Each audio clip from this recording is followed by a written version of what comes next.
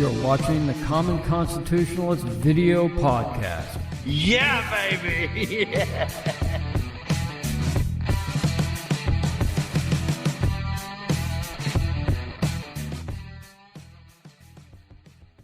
Hello, my name is Brent Smith, and once again, I'm the Common Constitutionalist, and once again, welcome to my weekend video podcast. Don't forget to like and subscribe and comment and share and all that good stuff. First, right out of the block, I get it. It's a good day. Despite the fact that I'm getting so tired of doing this inside because it's freezing outside and it's windy outside, and oh boy. So, today's video podcast, on a lighter note, Not really. Advancing of the Speech Police, by me, the Common Constitutionalist. I'll be right back.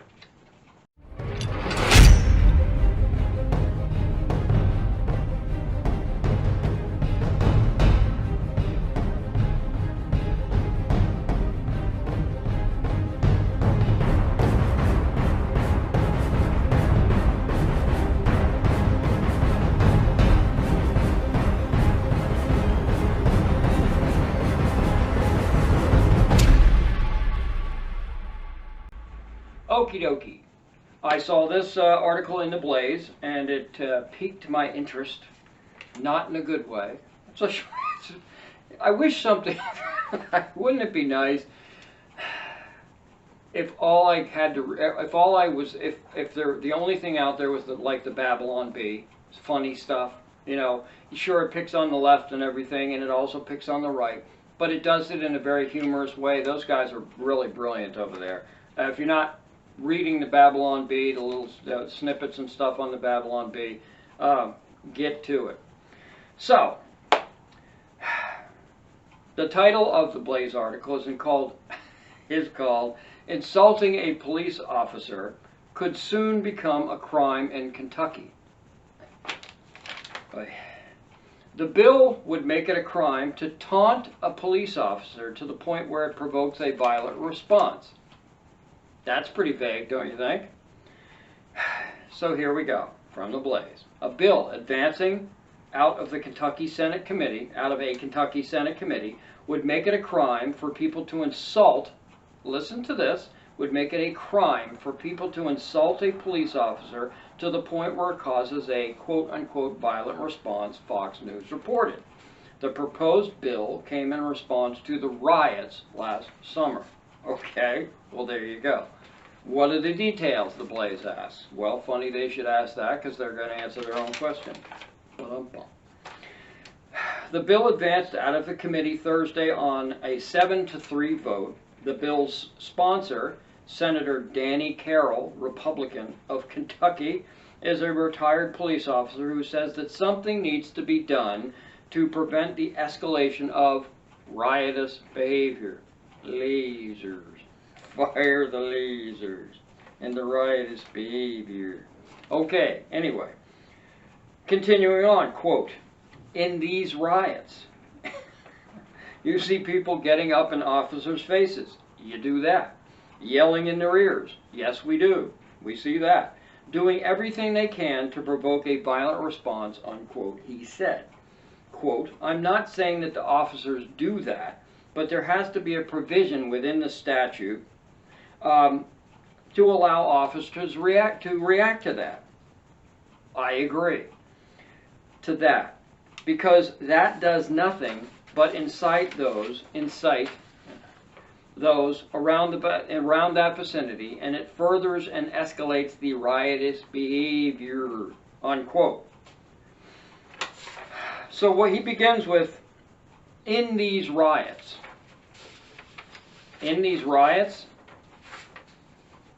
I'm going to go get my pocket Constitution. I'll be right back. Hold on a second. Hey, I'm back. Okay, the pocket Constitution. I carry one with me. I keep one in my car. I keep several at home to give out to people who are interested or whatever. This is the whole thing. Isn't that ironic that the rule book, as an aside, that the rule book for the entire nation is in this little bitty pamphlet kind of thing, yet a single law, federal law, could be 5,000 pages long? Just saying. All right, But that was an aside. So, let's go. Let's go to the Bill of Rights, shall we? Okay, where is the First Amendment? That would be the one. That'd be the first one, I guess. Amendment 1. Congress shall make no law respecting an establishment of religion, or prohibiting the free exercise thereof, or abridging the freedom of speech, or of the press, or of the right, listen to this, people. If you don't know this, you shouldn't be able to vote. Pretty simple. Or the right of the people peaceably to assemble, and the right to petition the government for redress of grievances, or the right of the people peaceably to assemble. So let's go back to the article. In these riots, you see people getting up into their officers' faces, yelling in their ears, blah, blah, blah, blah, blah. Does it say anything in the First Amendment, freedom of speech, freedom to peacefully assemble, about rioting?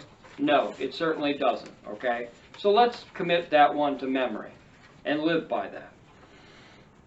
Who, may I ask, in each of these individual cities is allowing any protest or march to escalate into a riot? Whose responsibility is it to make sure that they don't get that way? Who's allowing people in a riotous setting to even get close to a police officer, to a cop? Who's allowing that? But you see it all the time. You see cops standing all in a row, okay, a police barricade or something like that, and you see protesters face to face, yelling at them, screaming at them, spitting on them, pouring stuff on them, and whatnot. How is it that they are allowed to get that close to a police officer?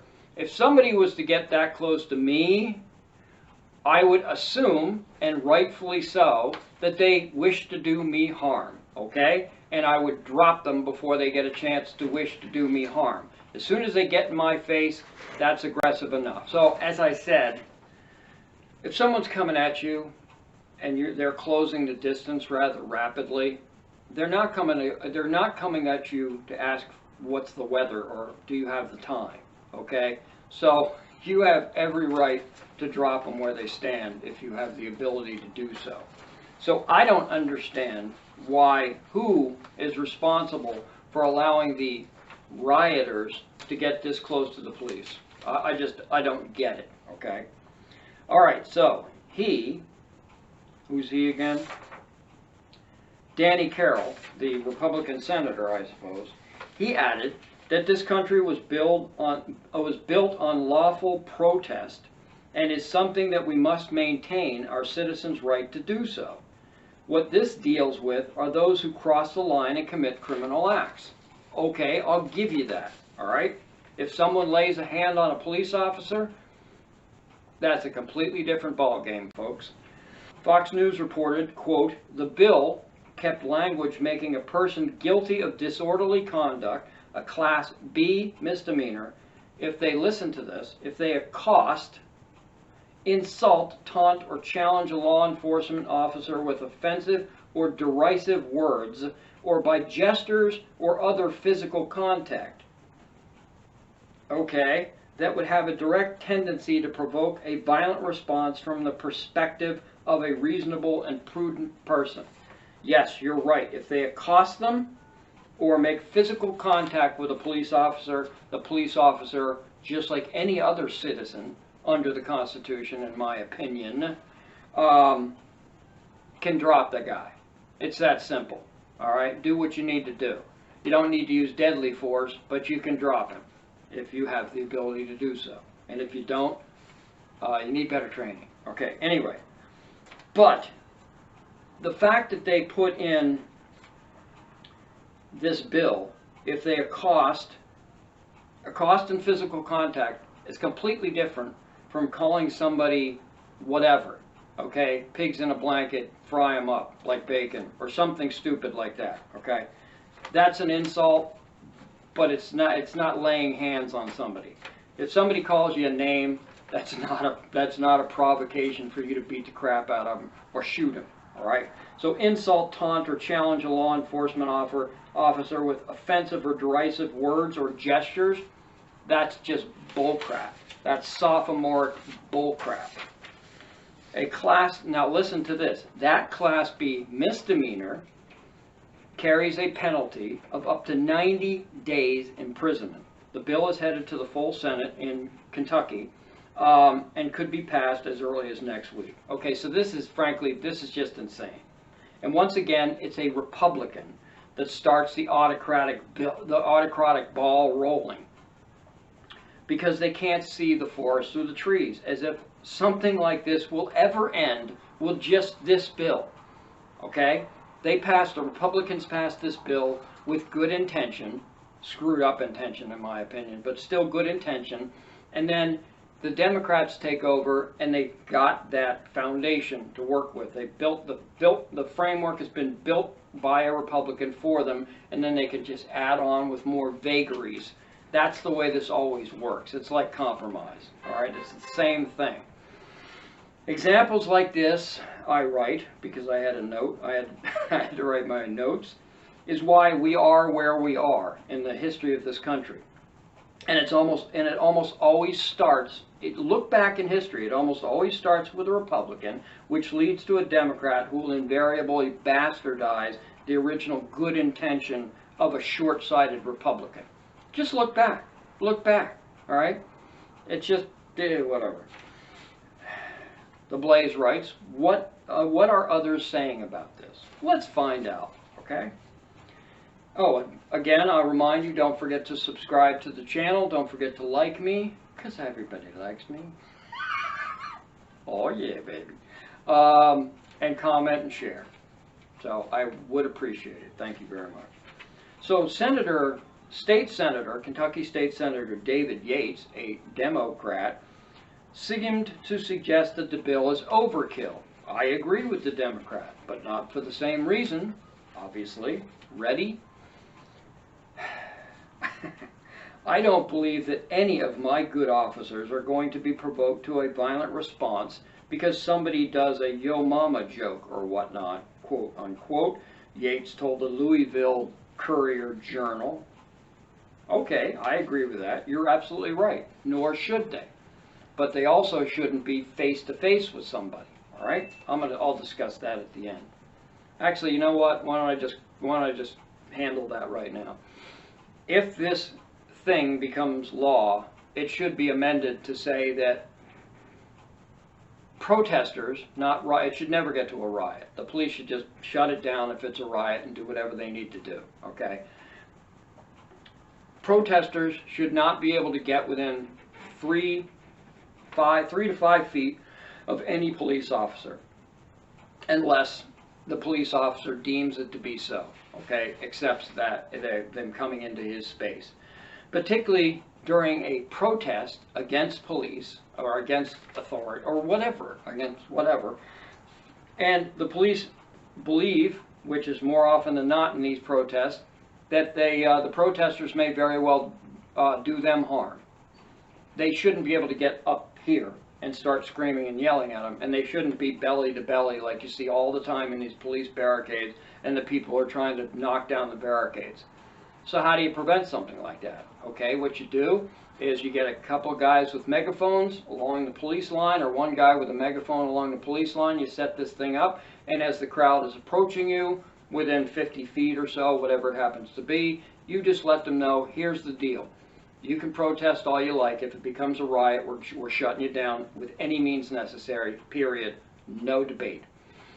You can call us anything you like. You can shout at us. You can gesture at us, and you can do anything. Stick and stones, break my bones. Names will never hurt me. Okay, that type of deal.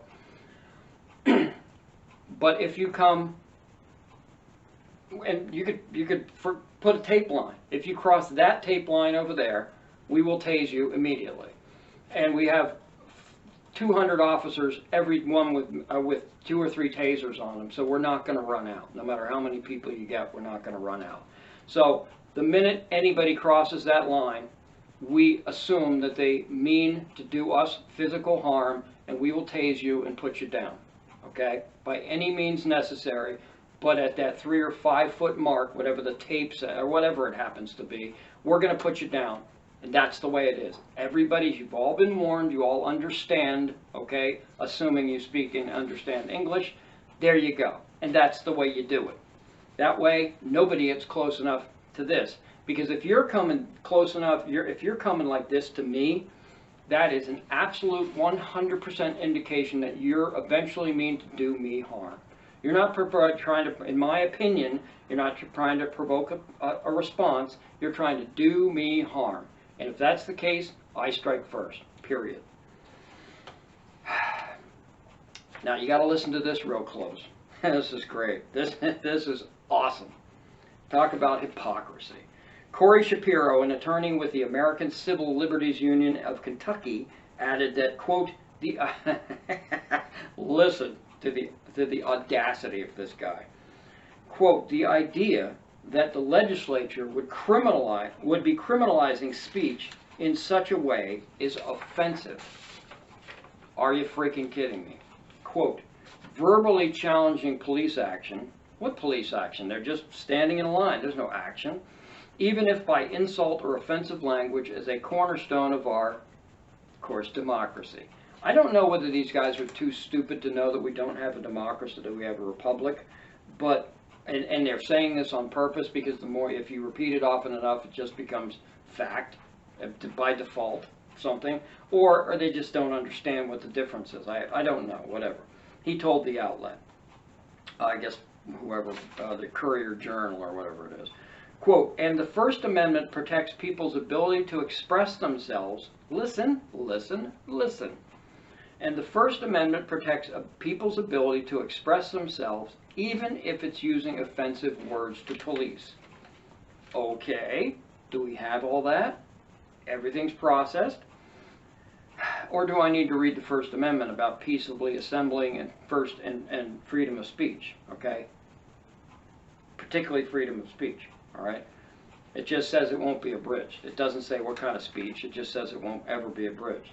So, if I were to walk into the south side of Chicago, or in Watts in Los Angeles, or in Harlem or Brooklyn or the Bronx or something like that, and I point at a black American or a black anything, and I call him the N-word in public, what do you think's going to happen to me? Mr. ACL douchebag, attorney, genius attorney.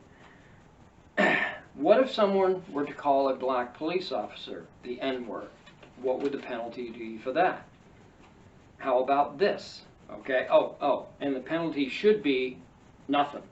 Because sticks and stones break my bones, words never hurt me. That's a word. The N-word is just a word.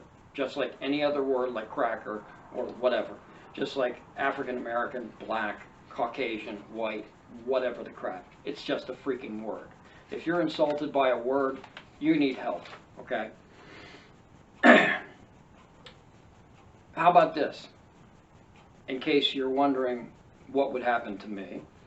From October 2019, NBC News reports, quote, 2 white students at the University of Connecticut were arrested Monday after video showed them shouting racial slurs prompted campus protests, university police told NBC News, unquote. Jared Mitchell Corral, 21, and Ryan Gilman Mukaj, whatever, 21, face charges of ridicule on account of race, color, or creed. They were released with a court date set for October 30th in Rockville Superior Court in Vernon, Connecticut, unquote. Corral and Mujaz's charges could be as little as a $50 fine or as great as up to 30 days in jail for a racial slur. What about that one, Mr. ACLU meatball attorney? What about that one? Oh, that's right. It doesn't matter. It's whatever you agree with is okay. Whatever you disagree with is a crime. I get it. Last I checked, it is still unconstitutional to arrest somebody just because they're an a-hole. It's that simple. If they call you the N-word, you're an a-hole. Okay, that guy's an a-hole. The guy that said it is an a-hole. Get on with your life. It shouldn't affect you that much. If it is, you're pathetic. Sorry.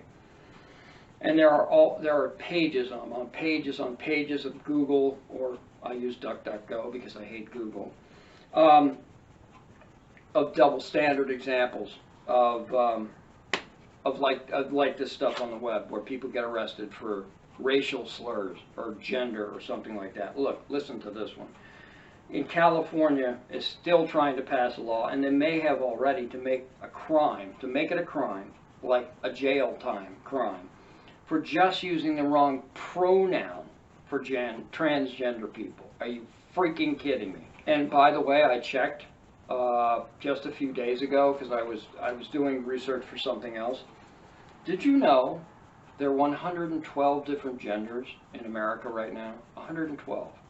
That's so pathetic, I can't even stand it. It's just so pitiful. But in any event, I'm going to end it on that happy note. But the fact is that these guys are wrong on both counts.